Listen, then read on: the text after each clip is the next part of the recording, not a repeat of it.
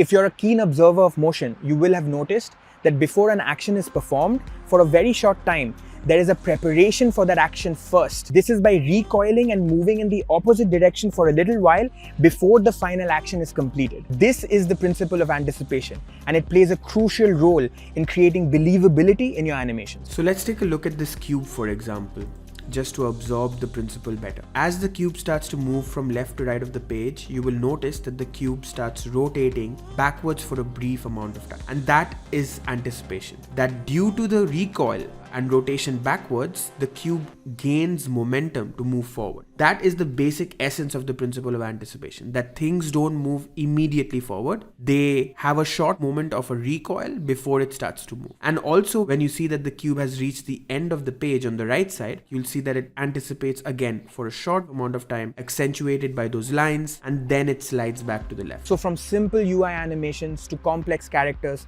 the principle of anticipation has the power to imbue life into your artwork because it's so true to real-world physics. And there's a good reason why pro animators use anticipation in their work all the time.